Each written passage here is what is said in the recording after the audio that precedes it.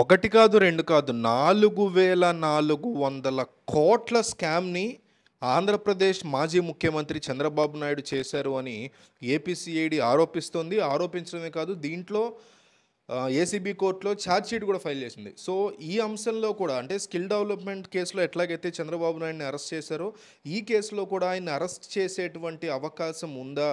అవకాశాన్ని వీళ్ళు క్రియేట్ చేసుకుంటున్నారా? లేకపోతే అసలు ఈ స్కామ్ ఏంటి? ఇది నిజంగా జరిగిందా? నిజంగా జరిగితే దీని వెనక ఉన్నటువంటి వాళ్ళెవరు? అనేది ఈ వీడియోలో మనం చూద్దాం.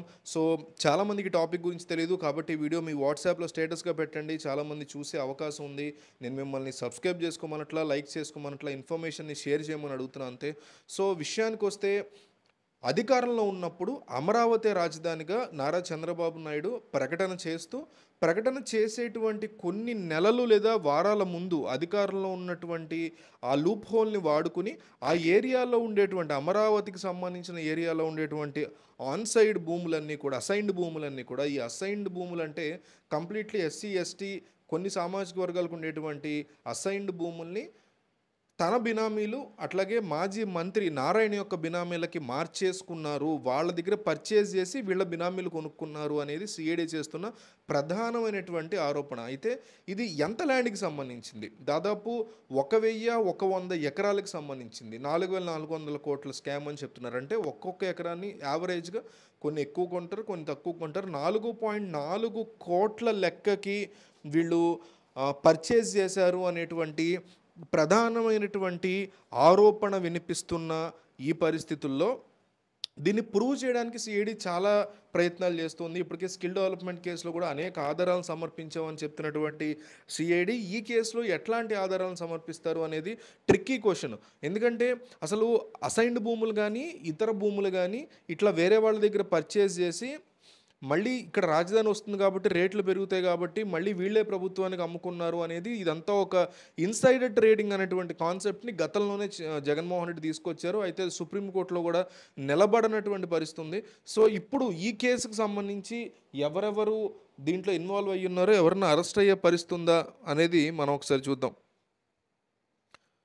అప్పటి ముఖ్యమంత్రి చంద్రబాబు నాయుడు, అప్పటి మున్సిపల్ పరిపాలన పట్టణాభివృద్ధి శాఖ మంత్రి నారాయణ, ఇతర మంత్రులు వారి బినామీలు అంటే ప్రాక్సీలు కబ్జా చేశారని సిఐడి అందులో పేర్కొంది ఛార్జ్షీట్లో. ల్యాండ్ పూలింగ్ పథకం కింద ఆన్సైడ్ భూముల్ని ప్రభుత్వం లాక్కుంటుందన్న ధీమాతోనే వారికి ఎలాంటి ప్యాకేజ్ ఇవ్వకుండా తక్కువ ధరకి భూములు కొనుగోలు చేశారని ఛార్జ్షీట్లో పేర్కొన్నారు. ఆ తర్వాత అసైన్డ్ భూముల్ని ల్యాండ్ పూలింగ్ పథకం ద్వారా లబ్ధి పొందేందుకు ఒక జీవో జారీ చేయాలని మంత్రులు అప్పటి ప్రభుత్వం అధికారుల మీద ఒత్తిడి తీసుకొచ్చారు.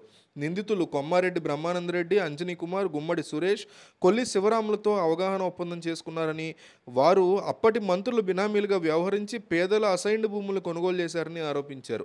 నిషేధిత జాబితాలోని భూముల మీద రిజిస్ట్రేషన్లు, జీపీఏలు అనుమతించాలంటూ మంగళగిరిలోని సబ్ రిజిస్ట్రార్ అధికారుల మీద ఒత్తిడి తీసుకురాగా సంస్థల నుంచి సుమారు 16 కోట్ల నిధులు వచ్చినట్లుగా విచారణలో స్పష్టమైన ఆధారాలని సమర్పించింది ఏపీసీఐడి. ఇక్కడ మెయిన్ పాయింట్ ఏంటంటే నారాయణ గారికి అప్పట్లో ఈ కాలేజీలు, స్కూల్స్ అవన్నీ ఉన్నాయి, ఎడ్యుకేషన్ ఇన్స్టిట్యూషన్స్ ఉన్నాయి. ఇందులోంచి 16 కోట్లు ట్రాన్స్ఫర్ అయ్యింది అనేటువంటి ఒక మెయిన్ పాయింట్, ఆ మెయిన్ లూప్ హోల్ దొరికింది ఏపీసీఐడికి. దాంతో వాళ్ళు ముందుకెళ్తున్న పరిస్థితి ఉంది. ఇతర రియల్ ఎస్టేట్ మధ్యవర్తులు అసైన్డ్ భూముల రైతులు చెల్లించి నారాయణ బినామీల పేర్ల అక్రమ విక్రయ ఒప్పందాలు పొందారని సిఐడి అంటుంది. అతను తన కోసం 162 ఎకరాల అసైన్డ్ భూముల్ని అక్రమంగా సంపాదించాడు.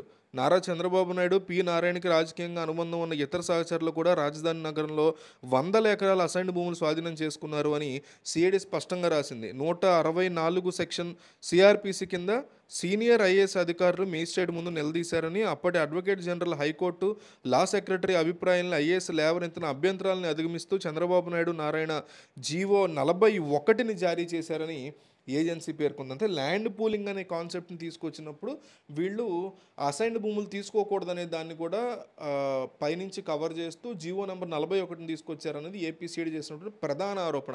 అయితే దీనికి టీడీపీ సమాధానం ఏంటంటే, మీరు ఇదివరకు ఇన్సైడర్ ట్రేడింగ్ అంటూ కూడా నానా హడావుడి చేశారు, బట్ అది కూడా సుప్రీంలో నిలబడలేదు కదా, మీరు ఇప్పుడు మళ్ళీ ఎలక్షన్ ముందు ఒక కొత్త అంశాన్ని తీసుకొచ్చారు తప్ప ఇందులో జరిగేటువంటి పరిస్థితి లేదు, మీరు ఇందులో ప్రూవ్ చేసేటువంటి అంశాలు కూడా లేవు అంటూ తెలుగుదేశం పార్టీ దీనికి కౌంటర్ ఇస్తుంది. సో, రాజకీయంగా ఇది చంద్రబాబుని ఇబ్బందికర పరిస్థితి తీసుకొస్తుందా, మళ్ళీ అరెస్ట్కి తీసుకెళ్తుందా అనేది కాలమే సమాధానం చెప్పాలి.